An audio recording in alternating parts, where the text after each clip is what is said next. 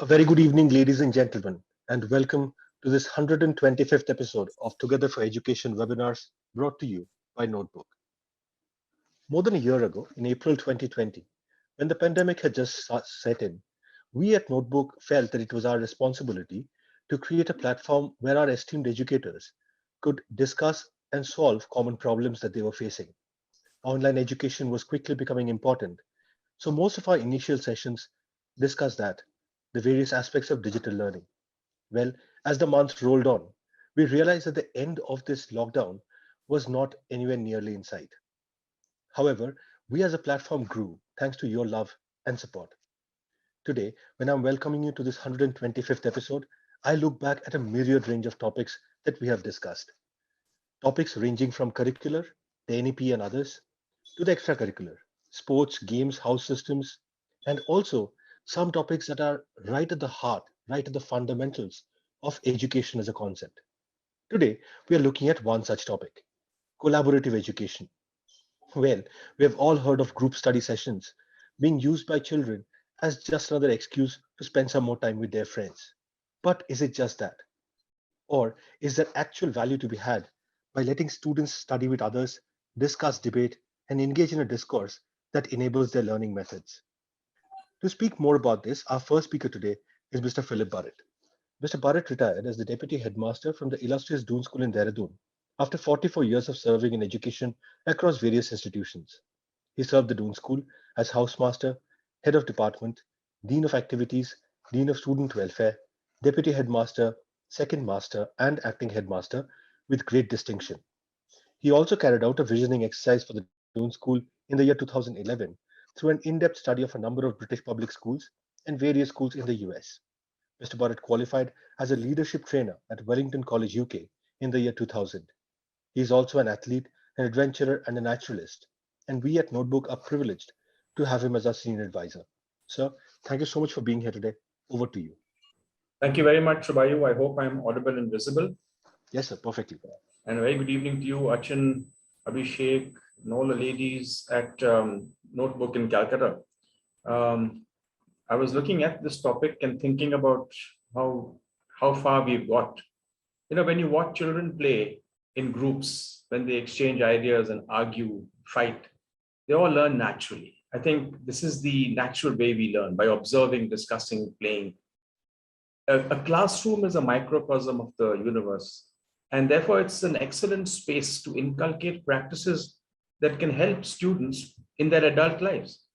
The educationist Henry Ford once said, "Coming together is the beginning, keeping together is progress, and working together is success." Students need to be comfortable working in groups.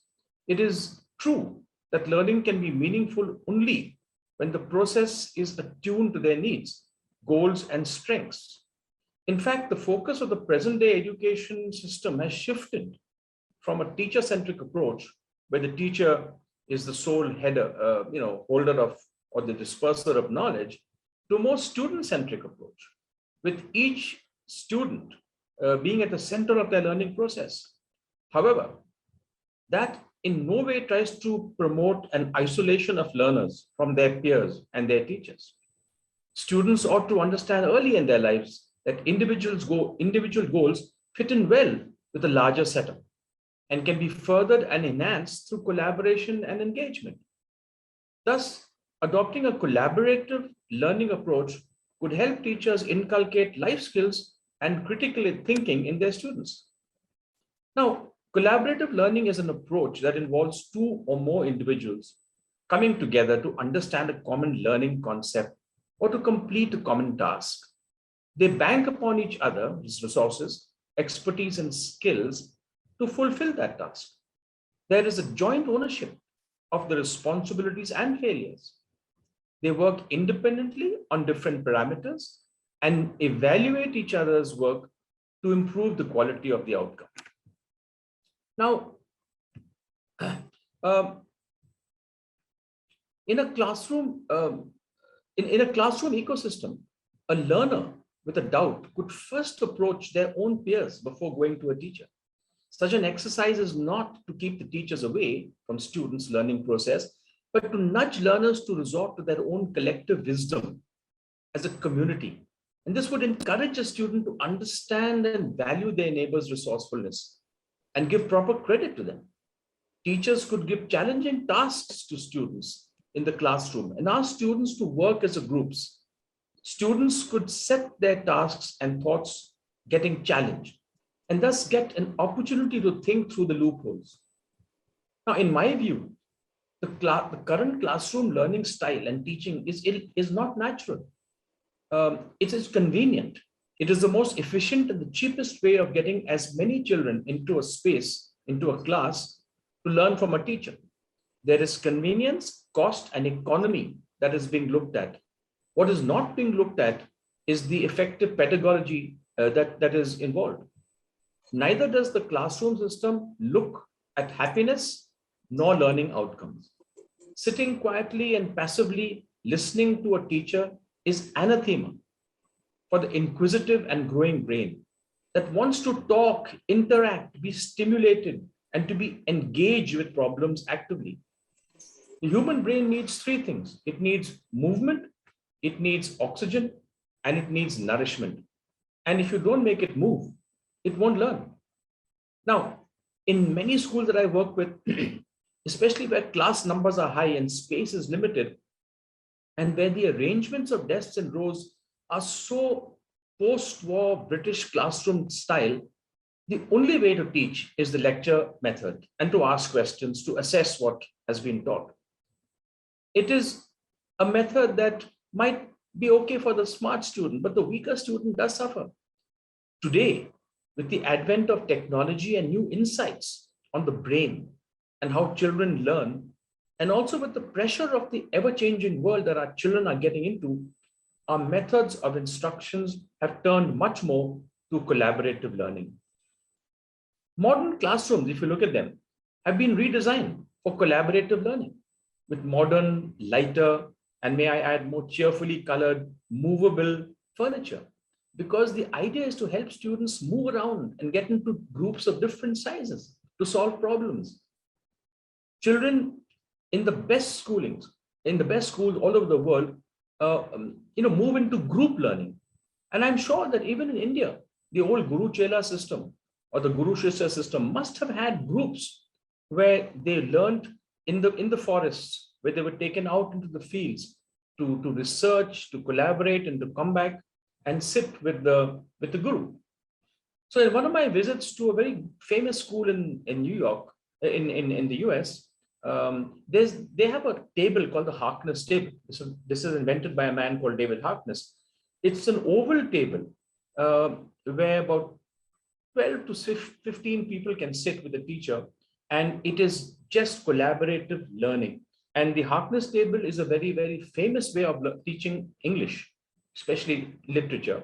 And we incorporated the Harkness table into the Doon school where I was. It's a wonderful way to teach sitting around an oval table. Also, when we did EVS at our school, this was done in a collaborative way, where we set a certain topic, interdisciplinary. And so there was physics, biology, math, science, everything rolled into it. And students went out, they worked collaboratively, they made charts, they came and presented their charts. So there was a lot of learning. There was a lot of presentation skills, communication skills, research skills. I love that way of learning. Now, project-based learning or phenomenal-based learning that I talk about fits very well into collaborative learning or phenomenal-based learning. It is a holistic approach that changes the focus of learning from an individual subject to many, many topics. Like you could do energy, you could do media and technology. Learning theories could lead to knowledge that is superficial. However, when life practices are within a pedagogical framework, learning could fulfill the purpose of raising responsible citizens. Now, a teacher could assign a group of learners with an interdisciplinary topic, like the source of drinking water or washing water in their area, and ask them to present it like we did at the EVS. This would enable students to work independently and collectively, discuss, collaborate within the team, develop their communication skills. Now, as everything in life, collaborative learning too has its plus and minuses. The biggest plus point is peer learning. In group work, students will learn from their fellow students. Sometimes peers will be able to explain concepts or ideas to their fellow students better than teachers. The other thing is improves critical thinking. During the group work process, students will be expressing their opinions or ideas with other students in the group, providing feedback. This feedback to each student will include critique as well as interpretation of the opinions and ideas expressed. The final piece of that the group presents will be based on the total opinions and ideas discussed. The third is it enhances this whole idea of problem solving. Each piece of group work provided for collaborative learning will require some problem solving, where every member of the group will need to chip in and complete the task. Also, as you can see, it improves, communication skills because people are going to talk. It improves cultural awareness because students from different backgrounds, different, socio-economic levels, they all get together, share their opinions and ideas, and therefore it really improves people's awareness of each other. The disadvantages are that, everybody learns at different speeds, and therefore a group may not be the best for some type of learners. Then the other thing is really, ideally in a group, there should be no leaders, but sometimes the more forceful of students becomes the leader. And this could lead to, people not getting along. And once you have a leader who throws his weight around, let's say, it really detracts from what is real group learning. Then some groups may struggle if they're not schooled in group skills, group work skills. People who've never worked in groups before find it difficult. They won't have the people skills that, teachers need to, they're so used to lecturing or being lectured to that when it comes to group work, they are all at sea, unless of course you're taken through what is group work. And lastly, sometimes there's a thing called social loafing, which is that some people put in less work than others and they all get the same mark, let's say. Some people who don't have much of a voice or the introverts in the class will struggle, while some of the more forceful students will get along. Now, the realities of collaborative learning. It is important to remember that effective collaborative learning is not easy to implement. Making a move to a new type of learning involves a total mindset of the whole school, teacher and student. And the transition to collaborative approach is a journey that the whole school must embark on together. It's an exercise worth trying, and then you can check its effectiveness. Another thing is there's a big difference between asking children to do work on a project together and just giving them a free school. A lot of teachers walk in and say, okay, do what you want, put your heads together, think about it. A free school where group people work together is not collaborative learning. This leads to a lot of chatter, it leads to indiscipline, it leads to poor classroom management because the teacher has been too lazy and has not planned the group work. Group work needs a lot of planning. Otherwise, it just becomes a chaotic classroom. Now, not every topic can be taught group-wise. I think the teacher has to be smart enough to know which topics lend themselves to group activity and judiciously plan accordingly. Now, whilst putting some initial planning and thought in upfront will be required, transitioning to collaborative learning principles won't require much work in the long run. It just demands a different type of work in which a teacher's role has changed. He becomes a moderator, a supervisor, a guide, rather than somebody in front lecturing. Another issue is that collaborative learning, as I said earlier, has to be planned.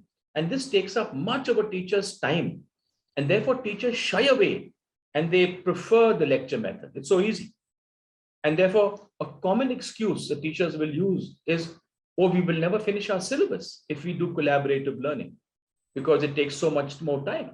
But as I said, one has to be judicious and select certain topics for collaborative learning. The beauty of collaborative learning is that it offers much flexibility. You can group students together in their optimum way and refine and adapt as you travel along the journey.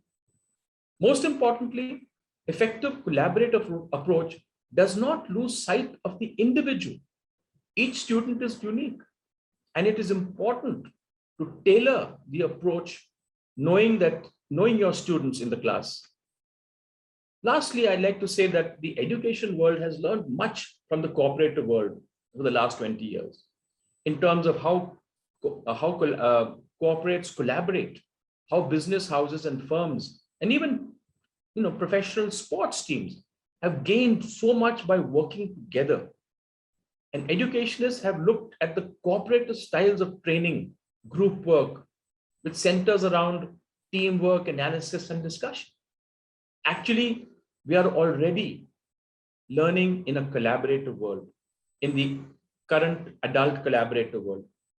We are a shrinking global society of multinational firms, joint ventures, and tie-ups. And so our children and our students need to get into the real world and learn collaboratively. That's why collaborative learning in school is really something that has to be thought of if you're thinking of a child's future. And with that, Subayu, I want to hand this over to you. Thank you so much for listening. Thank you. Thank you so much. Thank you so much, sir. Thank you so much for giving such a wonderful start to this topic. Quite an evolved topic that you introduced to all of us so beautifully. Well, ladies and gentlemen, our next speaker today is Achin Bhattacharya. Achin is the founder and CEO at Notebook. A chartered accountant by training, Achin was a director at Deloitte prior to starting Notebook. He has worked in India and abroad in various senior capacities in GE, PwC, KPMG, and Deloitte. He is a fellow of ICAI and a member of CPA Australia and CPA Ireland. He is also the recipient of the prestigious Indian Achievers Award.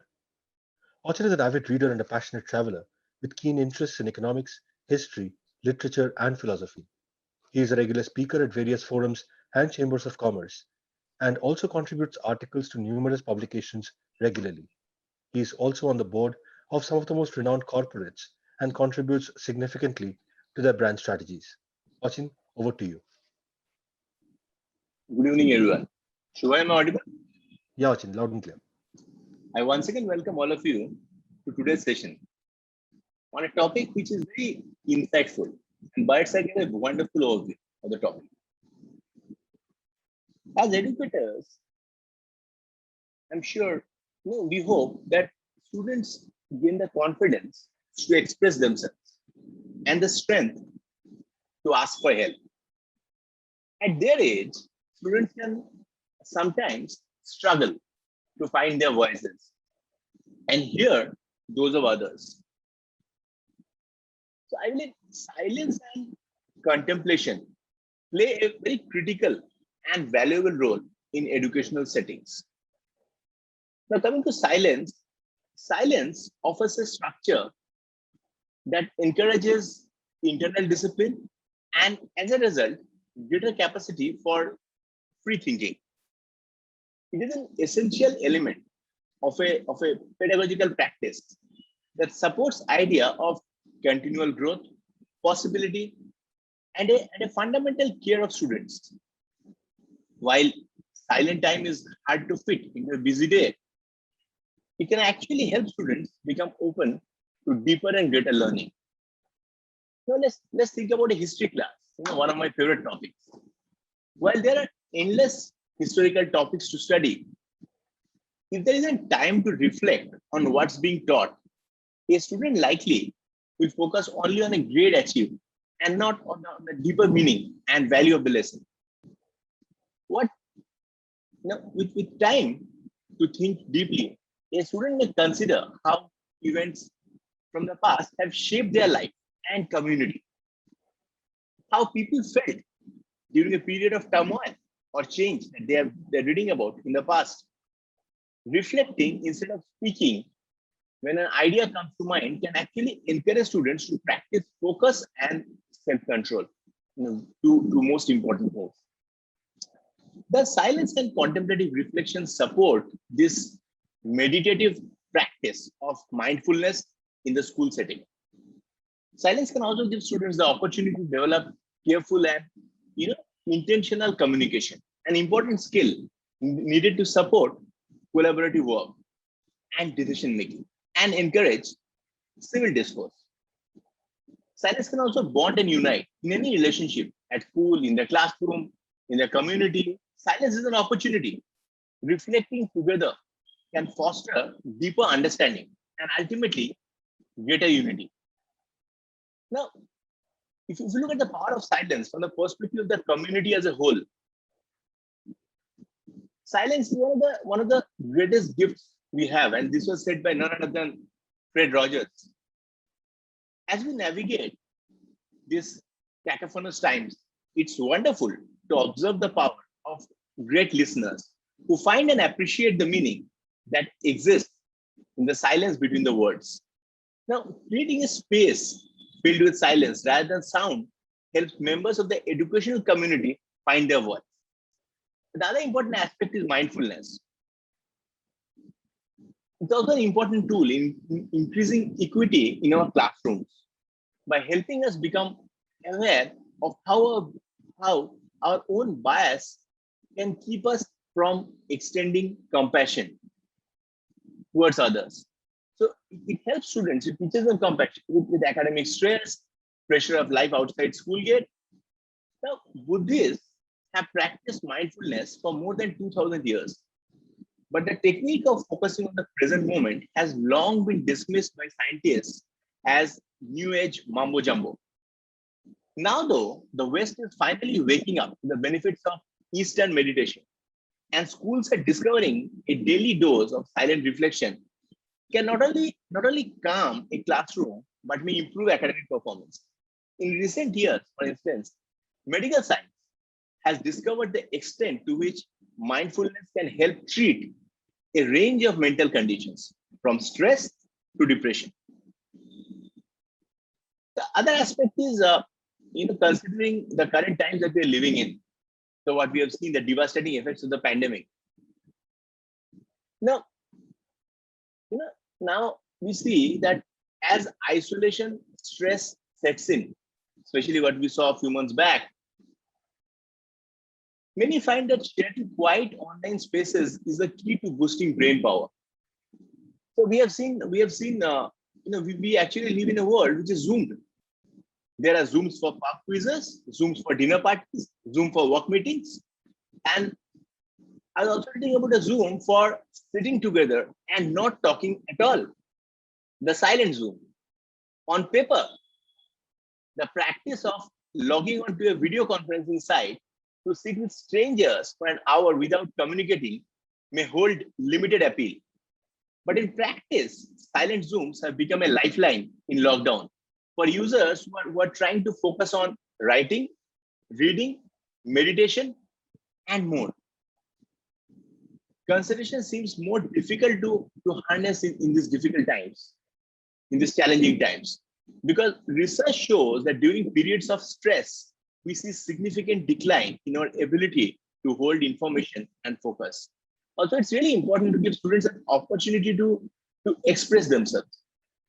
So, we were discussing about silence, mindfulness, but it's important for them to also to get up and move around, to work in groups and pairs and discuss.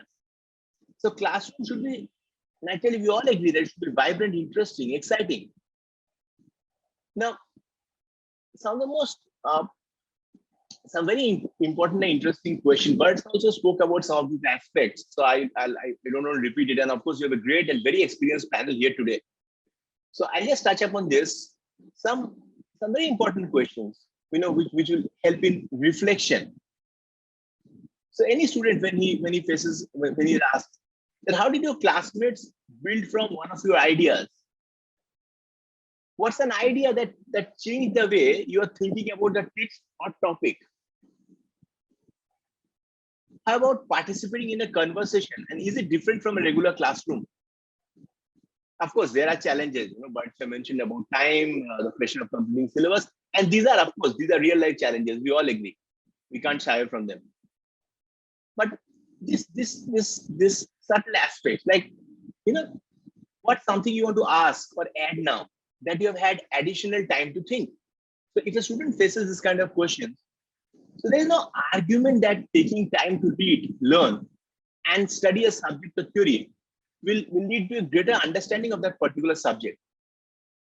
Actively engaging with the material, learning together, and genuinely knowing a subject. So obviously, students will feel more empowered and motivated to do well in classroom as a group. Also, we all agree, when we discuss about a topic like collaborative learning, one aspect that naturally should come to our mind, because when we are looking at things, of course, we should look at things from a 360-degree perspective. So the aspect that will instantly come to our mind is that learning is a different experience for each person. And we all agree and we all understand that yes, this is a fact. Students can hear different perspectives on the subject. So I think in fact it helps, because therefore they understand it from more than one position. So in a group discussion, every person has something to contribute.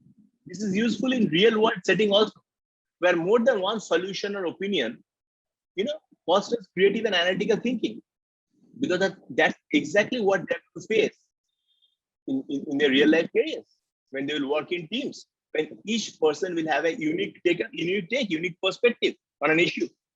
So by having each group member read, study, summarize important topics, say in a chapter, other students in the group gain the capability of understanding them at a much more deeper level. And different students might uncover themes or theories that others may not initially detect. So studying with others can be an eye-opening experience in terms of analyzing findings, which can actually serve as a standard to help determine the most important points of any topic. So in this modern age, we all agree that students must adapt to new technologies, which means that those who have difficulties, in terms of, especially in today's time, with social distancing, everything. But it's so convenient to meet up and discuss virtually using online platforms like Zoom. When a group member is, even when one group member is traveling out of town, weather is bad, or maybe difficulty of meeting up in a particular location, it's so easy to connect. Maybe Skype, Google Hangout, WhatsApp, other video conferencing websites. So for children working in group, by learning how to compromise and resolve, petty arguments.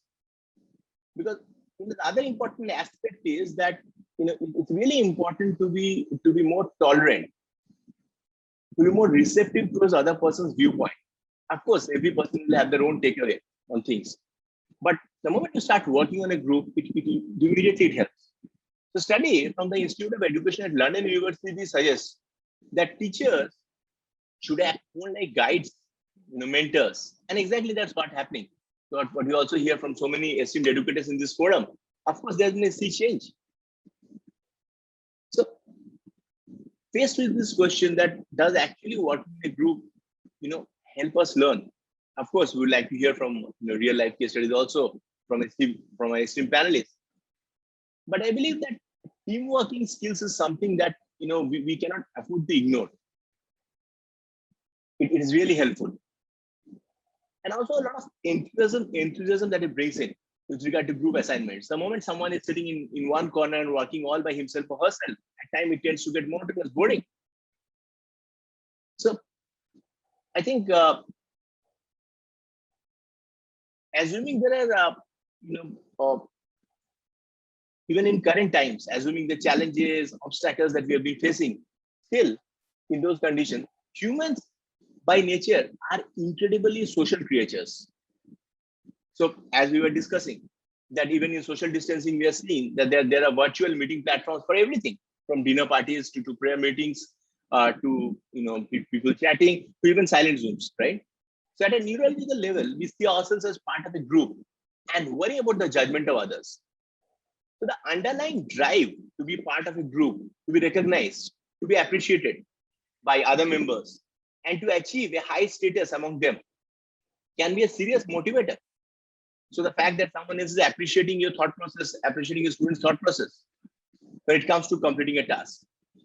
So I think these are some wonderful benefits. Of course, so these are a few thoughts that I wanted to share. We have a wonderful panel here today, and I really look forward to hear from them. with regard to their take on this. I thank all of you for giving me a patient hearing. Over to you, Shubhai. Thank you, Achin. Thank you for that wonderful presentation on this rather evolved topic of collaborative learning. Well, ladies and gentlemen, as Achin mentioned, we do have a fantastic panel lined up for you today. But before I call them on, a little bit about Notebook. We at Notebook are an EdTech organization. We make short videos pertaining to the school curriculum. These videos find use in two places. One, when the teachers like yourselves are taking classes. You can use these videos as a way to visually introduce your students to the topic that you will teach. Much later, when the students need to revise the topic for an exam or a test, they have access to the same videos on their personal devices, laptops or smartphones, whatever they have at home. They can access the same videos and watch them anywhere, anytime, as many times as they want. What I'm going to do now is I'm going to play one such short notebook video.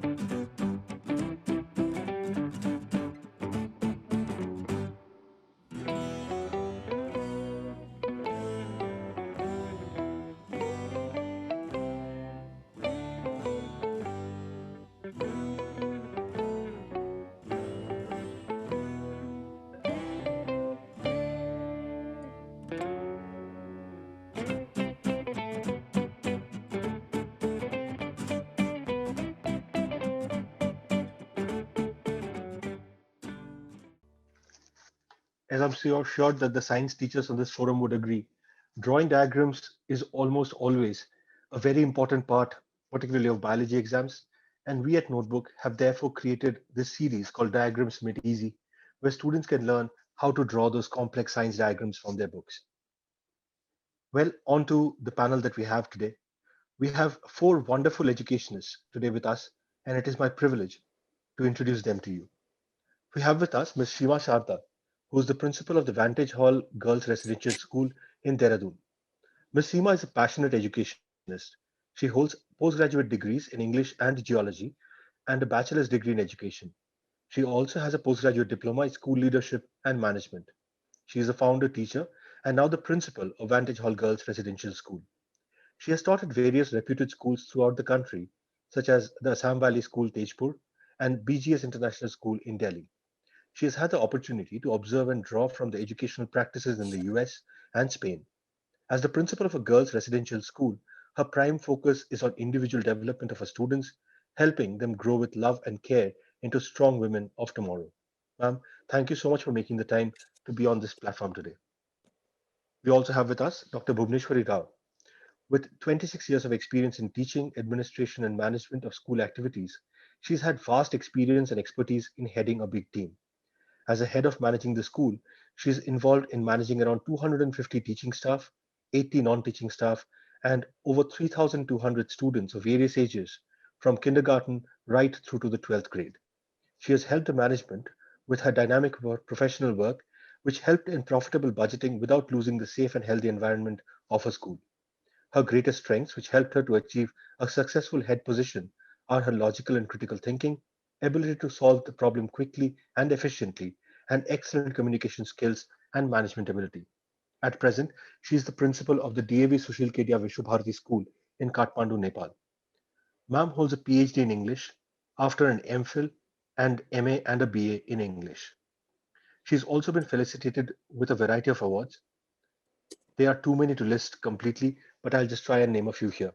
The Best Principal Trophy for continued support rendered towards popularization of science, maths, English, and IT by Science Olympiad Foundation. The International Gold Star Award for individual excellence in recognition of fleeting merit, excellent performance, and outstanding contribution.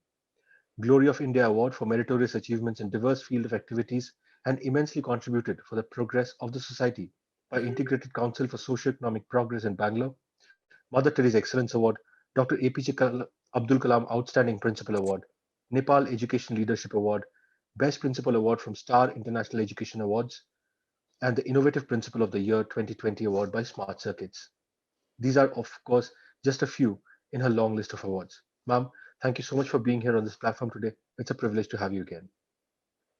We also have with us Mrs. Tanusri Bhattacharya, who is a dedicated educationist. She sincerely believes that real education lies way beyond books. She has done her MSc and MEd. She is also qualified in management. Her special interests are the study of pedagogy, building scientific temperament in students. She has devoted over 3 decades to the field of education. Her rich exposure to the CBSE curricula has empowered her with a diverse and innovative approach as an academic leader.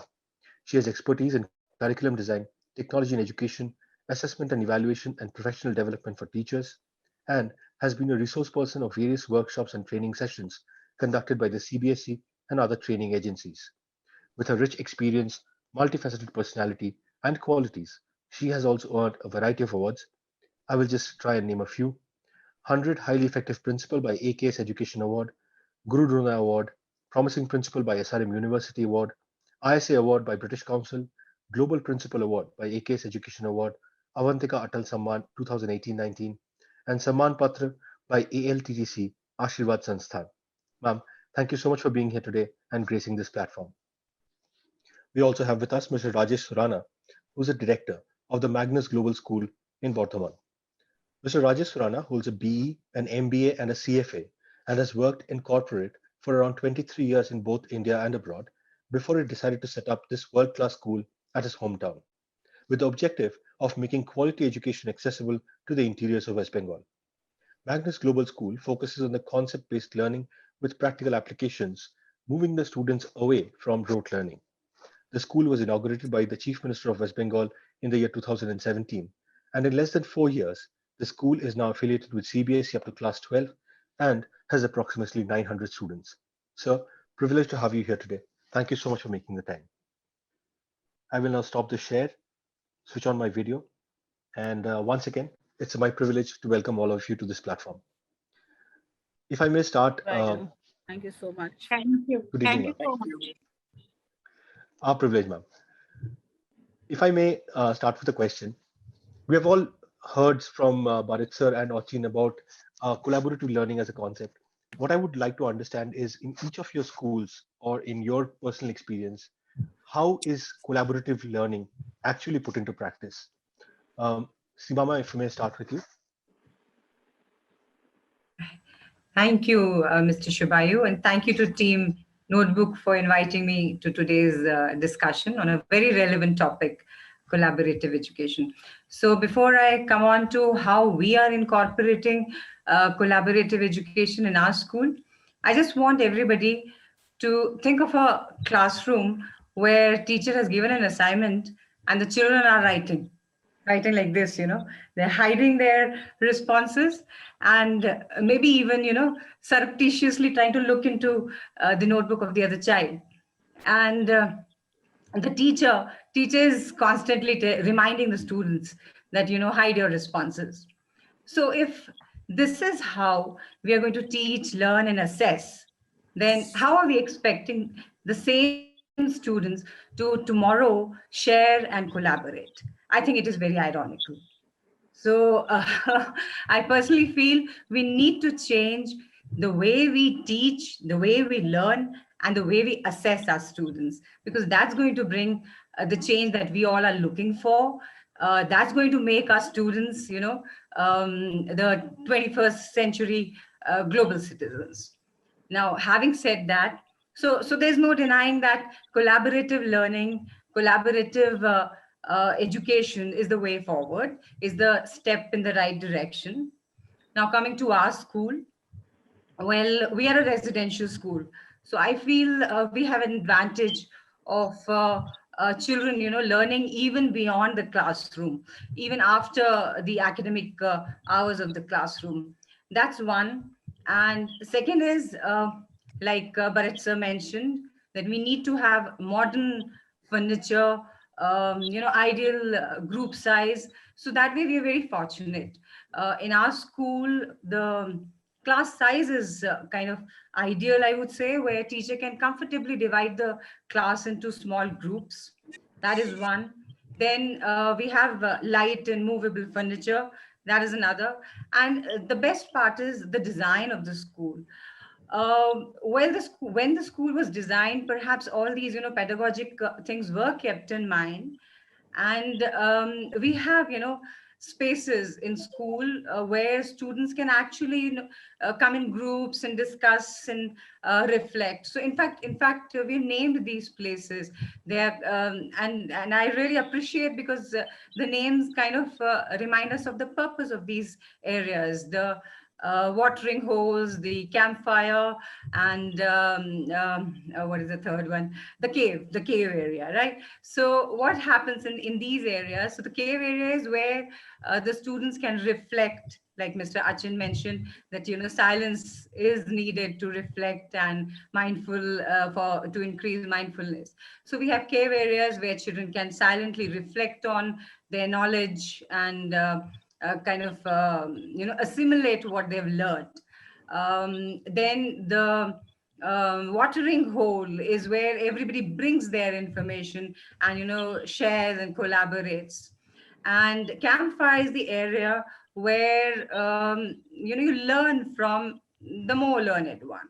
And when I say the more learned one, it's not just the guest speakers or the teachers. It could be the students themselves, because students are also sometimes more learned. In fact, I have experienced it in my classroom, that when you leave it to the children, they come up with perceptions and point of view that perhaps even learned people had not not thought of. So they really surprise us, happily surprise us. So that's how I feel collaborative learning is very easy in our school, and it is of course need of the hour, like I said.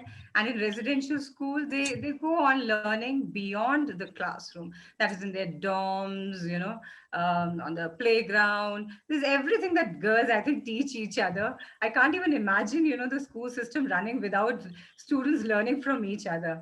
And collaborative learning is best seen when you're preparing for inter-house or inter-school competitions. How children, they just teach each other. And when I'm talking of collaborative learning, I'm not only talking of collaboration between the students of the same class. In the dorms, you have, in the houses, you have children of different classes. So they all come together for the common goal. And again, like Mr. Burrett said, the role of the teacher is very, very important. Otherwise, things do go haywire. So the teacher has to make sure that we finally achieve the goal that we want to. Thank you. Thank you so much, ma'am. In fact, we have seen examples of your students collaborating very recently. I'm sure everybody here is aware of the Ignite program that we recently ran with IIM Calcutta Innovation Park. And the team from Vantage Hall Girls Residential School presented a fantastic idea where a team of 5 girls came up with this idea that if you have landscaped area at your house or office, that could be changed and you could actually use it for agriculture and call it foodscaping. I think that was a brilliant idea they had. Right. And thank you so much for being there. Thank you for giving that opportunity. That's what the role of the facilitator is. You gave us this opportunity, and our students took it, and they learned it. They learned a lot from this platform. Thank you. Thank you. Thank you so much, ma'am. Dr. Rao, if I may come to you next, ma'am. Yes. In Nepal, how is your school promoting collaborative education? I know your school does a lot of groundbreaking stuff in education. What about this particular aspect? Thank you, Shivayu. And once again, I must thank you for having me on Notebook. It's always a pleasure to be here and listen to all this esteemed panelists and educationists all around. And you know, we in Nepal, we are a small place, yet we try our best, you know. I would say that if you have an apple and I have an apple and we exchange these apples, then you and I still have one apple. But if you have an idea and I have an idea and we exchange these ideas, then each of us will have two ideas. This is what George Bernard Shaw has said long time ago, and that's so true to collaboration. Collaboration is important not just because it's a better way to learn, but the spirit of collaboration, we have to agree that is penetrating into every institution and all over our lives. So learning to collaborate is part to equip yourself for effectiveness, problem solving, innovation, and lifelong learning in an ever-changing networked economy or the knowledge society to which we are sending our children now. Keeping in view this all rewarding benefits of collaboration, our school implemented it in the year 2015, and I feel we have come a long way with it. Over the years, we have experienced both opportunities and challenges, more of challenges, I would say, with collaborative learning. But it did not start overnight. You know, it took quite a lot of time because it took a year or two to change the infrastructure of our school, because our school initially was catered to the lecture method. So the management was not very happy, yet they had they have done it. And then we had to equip our students with personal skills, cooperation, involvement, and civic responsibilities, and so many other skills to get them prepared for collaborative learning. And we had rigorous teacher training sessions to turn our teachers into expert designers of intellectual experiences rather than acting as experts, transmitters of knowledge to the students. And we were lucky that teachers slowly assumed these roles as coaches and switched themselves to see learning as an active, constructive social process. And as Philip Sir has said, the beauty of collaboration is to see different students belonging to different socio-economic backgrounds with different learning styles coming from diversity, contributing to each other's learning process so immensely. We have seen children creating new ideas and solving problems and creating new products on their own. We have also noticed children seamlessly developing the 21st century skills, germinating from high order thinking skills, be it creativity, critical thinking, problem solving, or communication. And communication skills have improved beyond our expectations or imagination. What we do is in a month, we allocate 40 hours to collaborative, 40 credit hours to collaborative learning across varied subjects and within the subjects itself. And moreover, the students are all eager and excited because they get to participate in many collaborative activities which our teachers have designed and have learned from different researchers, like catch-up, stump your partners, fishbowl debates are very, very popular in our school. Think, pair and share, write, pair and share, and many more such activities. And very importantly, we have created both writings and reading circles. This is across the age, wherein the higher school or high school students go to the junior classes, teach to them and also learn from them. And this is a mandatory kind of task for all the senior students to do. And sometimes the junior students visit to the senior students' classes and just go around, talk to them and learn from them. So on and whole, what I would like to say that after introducing this collaborative learning approach, we could see a radical shift from teacher-centered classroom to children or learner-centered classrooms where children are more happily engaged in their learning. This is what I would say about my school. Thank you so much. Thank you so much, ma'am. Every time we've spoken to you about any of these topics, we've gotten a little more insight on what is the secret sauce that makes DAV Sushil Kedia Vishwa Bharati such a fantastic school. Thank you, If Shubhai. not the Thank best, you then for definitely one of the best schools in Nepal. Thank you so much. Thank you so much, ma'am.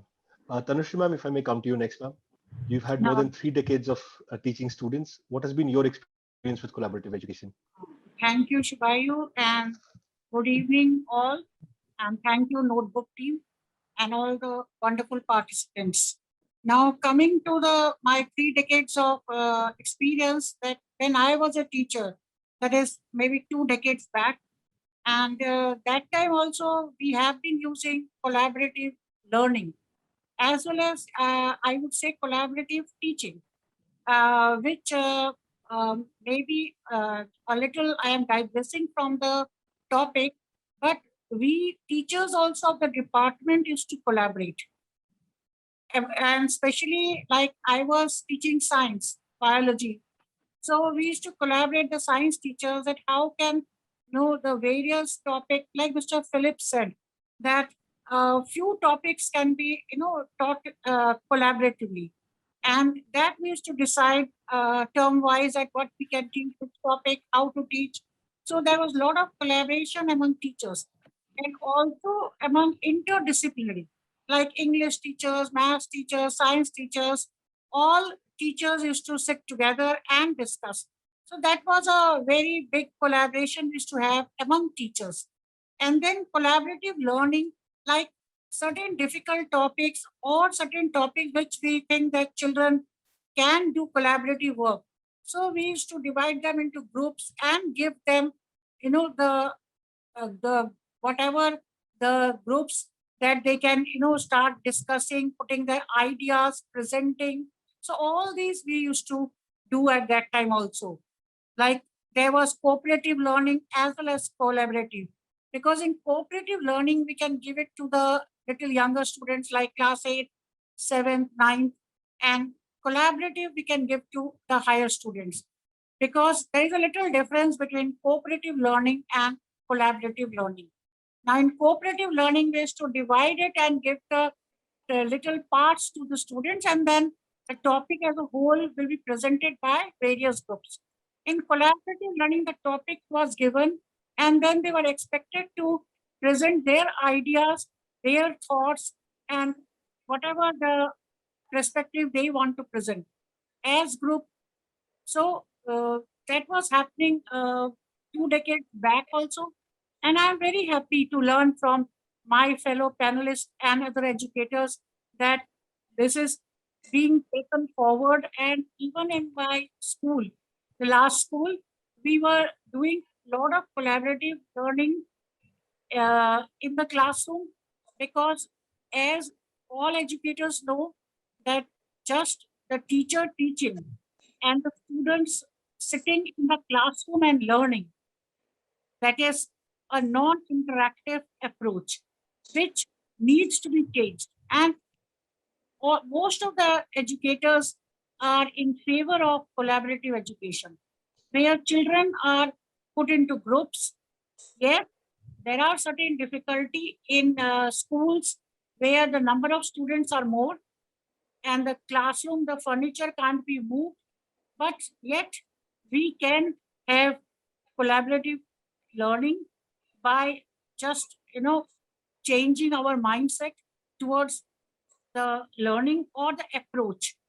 So there are certain difficulties in certain kind of schools, but we can always overcome that, and we can assign the topics, and the students, like my fellow panelists have said, that when you give some responsibility to the student, they come up with great ideas, innovative ideas. So many things they come up which we never thought of also, that they are capable. Because as teachers, we are always thinking that we have to tell them, we have to, lecture them. But all these are changing with the present education system and the present learners also. Learners have also become, very much towards the group teaching, the peer teaching. Yes, ideally the group should not be very big, and they should be, depending on their aptitude, like, and the behavior. Like we can put 1 or 2 shy students with the students who are more, the above average students, or those who have high order thinking. And the average students can be put into a homogeneous group so that they don't miss out on each other's learning. So that a little tweaking we need to do, the teacher has to do, but otherwise, when we put the learners into groups, we have found that the skills and knowledge, the concept, the understanding, and the response of the children are very, very great, because they try to learn from each other, and they also improve their conversation skills and interaction among the group. Like in all classrooms, there are certain children who are reserved, shy, and they don't interact But when they are in small groups, 3 or 4 students, they have to interact. They have to, put their thoughts forward, ideas forward, or work with them. So they also improve their conversation skills. Then public speaking is also a very important area, which I saw the children improve. And they also, come up and they present their ideas in front of the whole class. So that is also a very good step to inculcate the 21st century skills, because these children will again go out to work. So the team building, team sharing, ideas generating, working together, taking responsibility, accountability. So these all skills also improve, which will help them when they move out to higher studies and working environments. So these things are very important, and I hope that all schools are nowadays doing it and should try to move forward to this kind of learning, because this learning, no doubt, will take forward our children as well as our education system to a better place, because children, they are learning from each other. And sometimes I have seen when in my school also that when children are given to learn from peer, they learn better, because they are not feeling scared to ask the teacher. Because when sometimes some children are scared to ask questions, but when they are doing the group work and they don't understand some concept, they easily ask their peer, because they are generally their classmates or friends. So that way, that dynamics, the group dynamics are also increased and becomes, seamless. So that is what this collaborative learning is, important, and is also there are certain topics and subjects, and especially during pandemic when online teaching started. So there are, the children are sitting at home, but they are collaborating with other children, either through chat rooms or later on through WhatsApp groups. So it is not that if they miss also due to poor net connection or sometimes devices, they are fulfilling their work, because we have put them into groups and they are asking the other students and getting the work done. So that way also they are collaborating. Then in this pandemic, if I just talk about this pandemic, that another wonderful thing has happened, that many children have started, looking for lot of resources and collaborating with other students, not only in their own school, but other schools also, because there are a lot of this learning groups which are there, like a lot of forums, and we can do a lot of interesting activities in schools where we can do collaborative writing, of course, debate, group discussions, and of course, different kind of topics can be taken. Then in or lower classes, a very wonderful thing which we can do is storytelling. The senior children can do, even a grandparent can do, and teach the smaller students the culture, the tradition, and the historical aspects of our own country. So many things, wonderful things we can do with collaborative learning. I thank you. Ma'am, thank you so much for that. In fact, I would urge you to go and check out some of our videos, because storytelling is something that is absolutely core to the notebook content design. Thank you so much, ma'am. Thank you. Mr. Surana, thank you, ma'am. Mr. Surana, if I may come to you next. You're a Sure. fairly young school, 4 years in, so you have the advantage of having all the latest techniques and pedagogies at your disposal. How are you doing this, sir? Thanks, Subayu. Thanks for first of all inviting me to this session and giving me an opportunity to be amongst the so much learned people, right?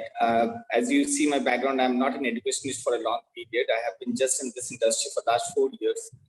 But the reason that I came here was basically of my experience that I have seen about the education in and around, and wanted to make a change there. And one of the definite reason was about this collaborative education. Like when I have lived different places. When I used to come to this place which was my hometown, I have seen there is a gradual change, which I've seen the behavior of the parents and students. Like there used to be, like I will say stories, because I don't believe them to be a fact. There used to be stories where a kid, if he is an absent from the school, he has to run around to other students to get maybe what has been taught, and people will not share this information. Parents will tell their kids saying that don't share the information to your fellow students, otherwise they will score more than you. So that was an environment that I have seen in and around. And when I have set up the school, that was there in my mind to ensure that we are not here to bring such kind of a competition, but to actually work together. Because, you know, it is always told, the more you share, the more you learn, right? And the more you discover. So the philosophy when I have set up this school, the way it has been designed and organized is that we always wanted to have a collaborative environment, and not just in the classroom kind of a thing, outside the classroom too. Not just the pedagogy or the curriculum part of it, but even outside that. So we have even sessions which we take the classes where we take them to the field, we take them to our garden, where we have actually created environments which is similar to like a Santiniketan kind of an environment, where you have sometimes even classes under the trees, right? So there the students get to work and interact with each other, right? Apart from that, even during this pandemic phases, we have extended there where the students have collaborated to present a performance together. Like not just one, they have made movies and they have worked together to really just work together to ensure that they're able to work and deliver things which otherwise they would have normally thought it's not possible, right? So I really don't want to take too much of a time here, because we have spent a lot of time, and I think we have got very good feedback from the other panelists. So the one I would like to say that yes, it is very important to have this collaborative mindset among the students today. And it is important that we tell them that they are not a competition to themselves when they're in the school. They actually need to work together to enrich themselves to get into the physical world, right? It is not just about the marks they get, but it is about the experience that they get, which is what is important when they set up to make their journey into the corporate worlds later. That's about it. Thank you so much, sir. Thank you. Thank you so much for that.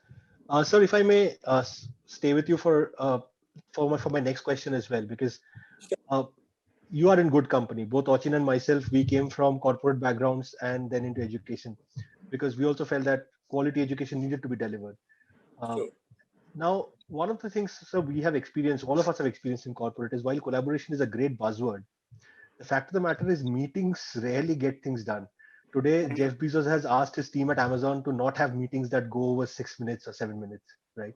Sure. So, and I started by saying that me as a child, when I was in school, group study was euphemism for group masti.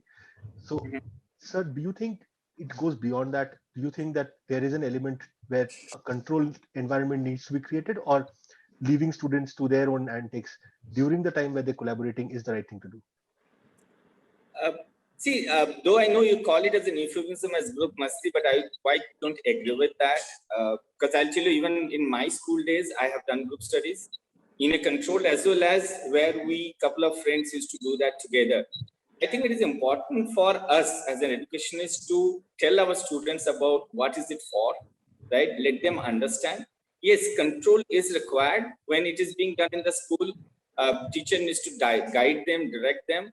And even if they're at home, there has to be some kind of an oversight from the parents to ensure that it's not going into a different direction altogether, right? So controlled environment is required, but I think it is more of making the student understand the objective and the learning. And I can tell you from my own personal experience, the moment you see that, yes, something is coming out of it, you'll get hooked onto it and you'll continue that. So it is the benefit that has to be seen in the first few sessions of the group study, which will make them believe in this concept and they will try to get the best out of it. Because it is always, I think, as the example given about that when two ideas are shared from two individuals, it doesn't remain with one, it becomes two ideas, right?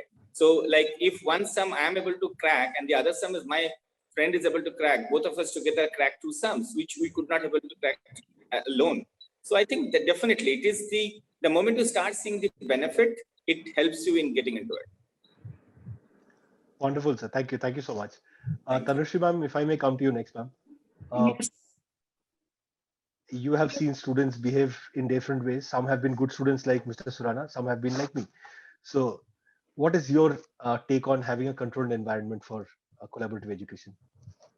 Yes, definitely what the fellow panelists has said, that yes, they have to see the benefits, but children being children, some musty will come into it. That is what we have seen, because when we tend to form groups, generally we have seen the friends, they start, coming as group. So here the work of the teacher also comes into play, and initially the groups which they make, they should plan like this. And then also sometimes, because I have been into a girls' school, all girls' school for 16 years. So girls generally as such, they talk a little more. So friends or no friends, they used to start talking. So there we used to then give them certain, pointers, that this is the time frame, and these are the marks, and this is a sort of a like you have to take as a learning and learning thing, and these are the goals, what you nowadays call learning outcomes. At that time we used to call them the you have to understand this topic, and this is the the gist of that, and the way you have to present it. And that time I'm talking about late 90s. So that time the software and other things were just coming out. So they had to also do PPTs. So the PPTs were introduced at that time. So they had to learn some children were not so good in tech skills. So then they found that those who are good, they tried to teach them.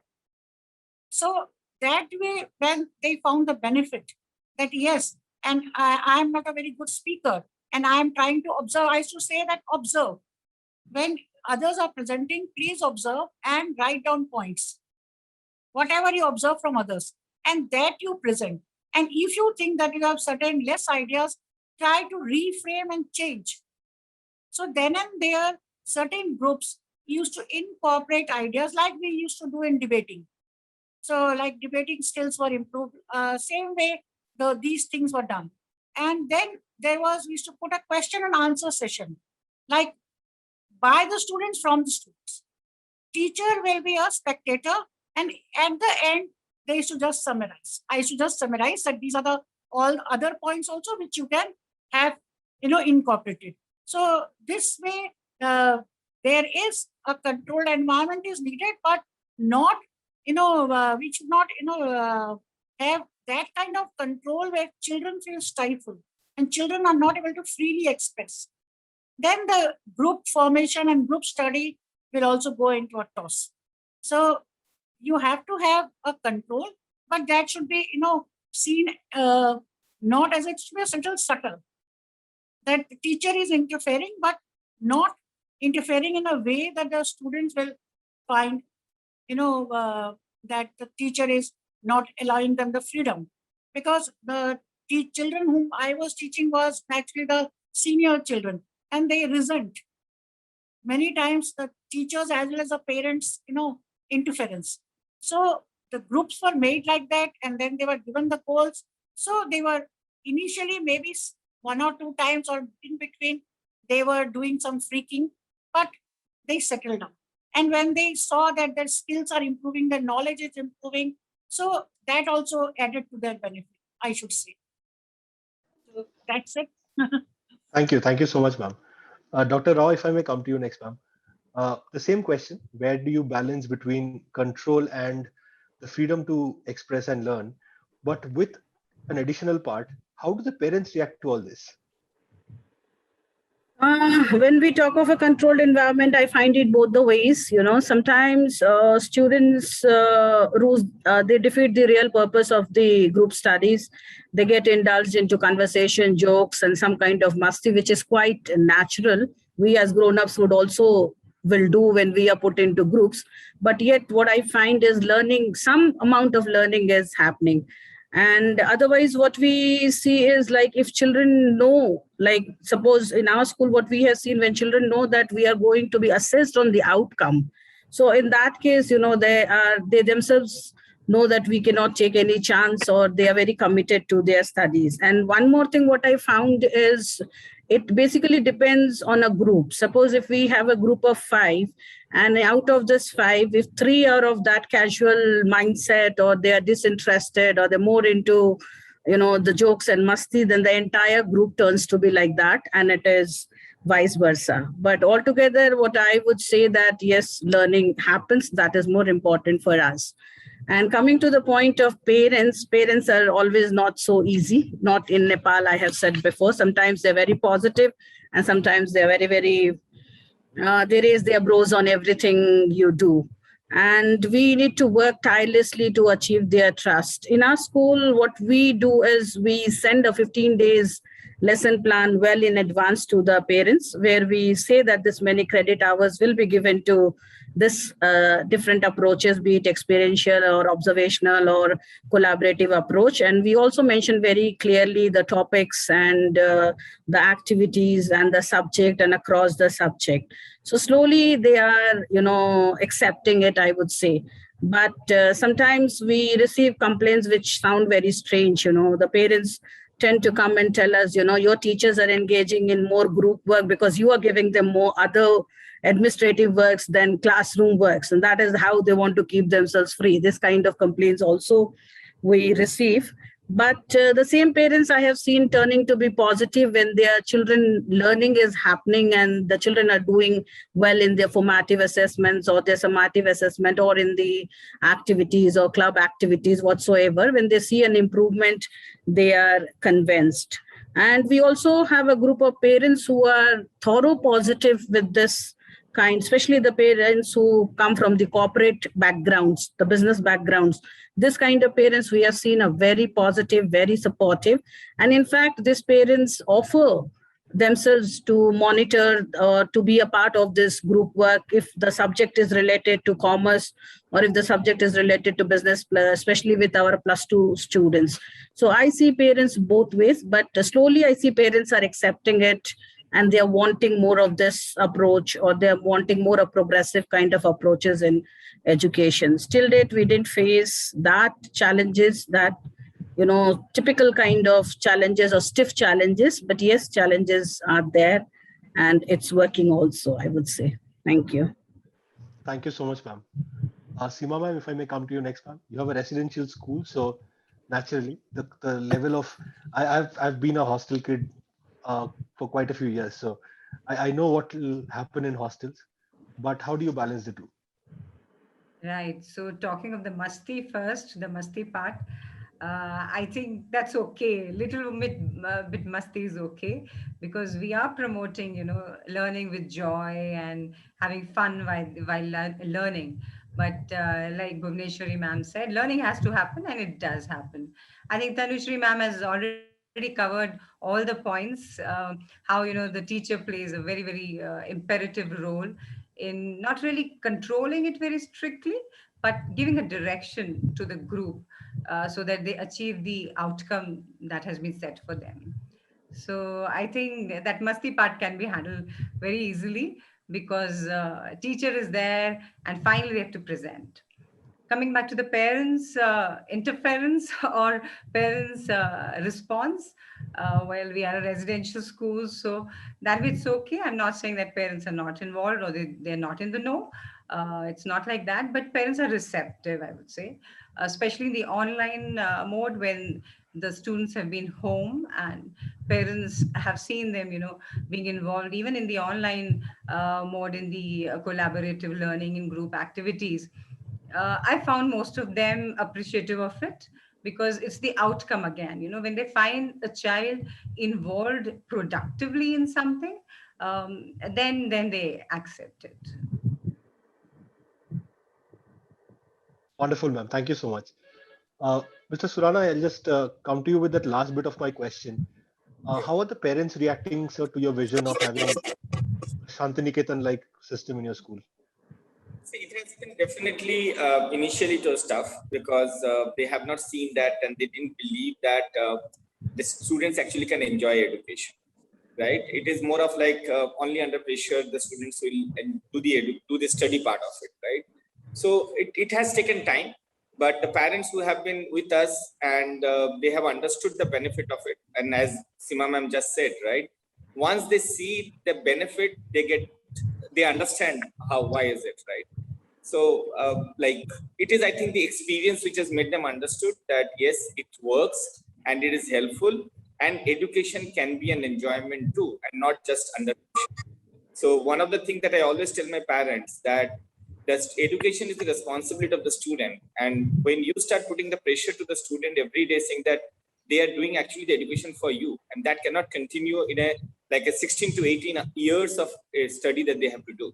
So let them enjoy, and that is what we have been like following, and parents have understood, and we are really able to create that environment where the parents understand, yes, that the students are learning and learning with enjoyment. Wonderful, sir. Thank you so much. We have a couple of audience questions. I'll just take them. Seema ma'am, if I may ask for your help with the first one. It asks, for collaborative learning, do we need to change the seating plan in a classroom, or no change is necessary? I know you have furniture that's conducive to collaborative learning, so if you could take this one. So you have that option of changing the seating arrangement. But I'm sure you can work your way around in whatever situation you are. Where there's a way, there's a will. So it's not the essential ground, I would say. But yes, it makes collaborative learning easier if you have a furniture like that. Thank you so much, ma'am. Dr. Rao, we have another question that asks, collaborative learning is effective in primary, middle, secondary, or higher secondary stage. Is this age dependent? I won't think it's age dependent, because collaboration can be done everywhere, but the levels of collaboration it depends on the age of the learner. As Tanusri ma'am has just said, there is something called cooperative approach and collaborative approach.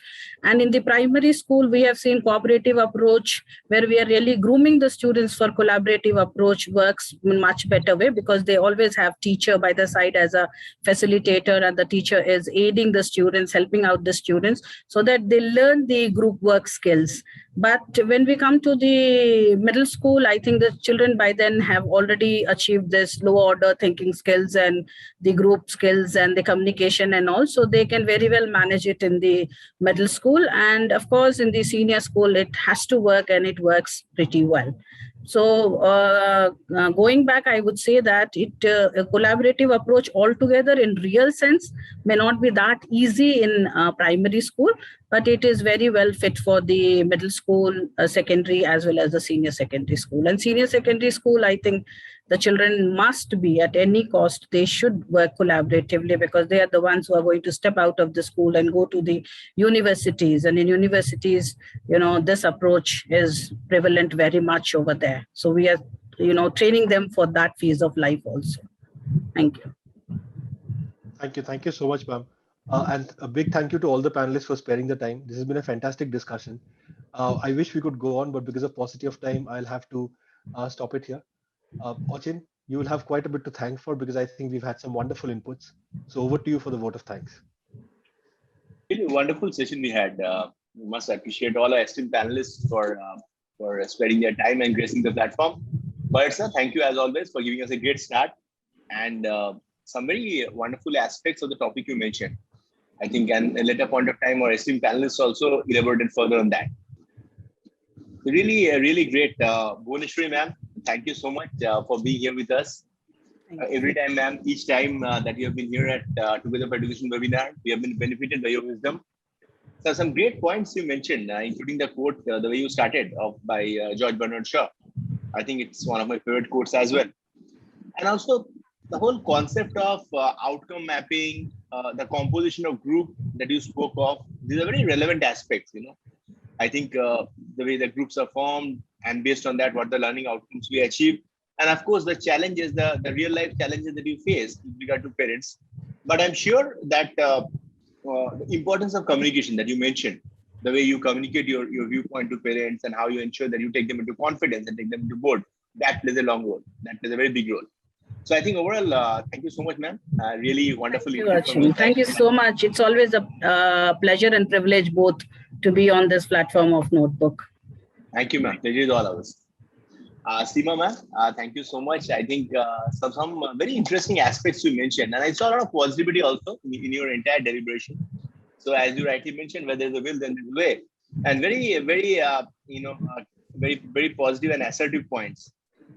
So first of all, great to know about the fact that you also emphasize so much on silence, which is so important. I think as something that precedes the entire collaborative process learning, and also learning with joy and the role of teachers.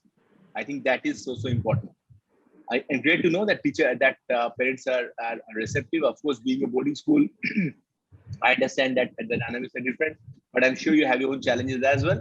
And great to know that communication channels are working, parents are receptive, because that is so important. That the whole relationship between parents and teachers, I think, and ultimately it is the learners who are benefited by this seamless chemistry. So thank you so much, ma'am. Thank you. Really wonderful. Rishi, ma'am, thank you for your input, for being here in this platform. And I think, ma'am, you very appropriately connected today's discussion to higher education and employment. So which is so important, right? Because at the end of the day, as you rightly mentioned, that yes, these are stepping stones, these are learning fields of life. And also, I think the whole emphasis on learning outcome. The particular incident that you narrated of late 90s, and the way the entire group, you're mentoring with regard to learning outcomes, with regard to gist. So wonderful. I thank you so much for sharing. So these are experiences that we really look forward to hear. Thank you so much. Thank you. Rajesh sir, thank you so much for being here with us in this forum. I think really great to know about your experience. Initially when Shubha was introducing the whole topic, really India needs more change agents like you. Great to know that after your corporate career, how you're in the school and you're doing fantastic work. And I think you actually mentioned that children need to enjoy education, and you're very appropriately and relevantly described it by saying that 15-16 years of education, naturally there has to be a fun element in it. It has to be active participation, wherein children are really enjoying the whole process. So I think very relevant. So thank you so much. I really thank all our esteemed panelists for their time here today evening, and also thank our esteemed audience for being here with us. I look forward to your participation in future topics as well. Thank you. Take care. Thank you so much. Thank you so much to Notebook. Bye. Good night. Thank you. Thank you, ma'am. Thank you, sir.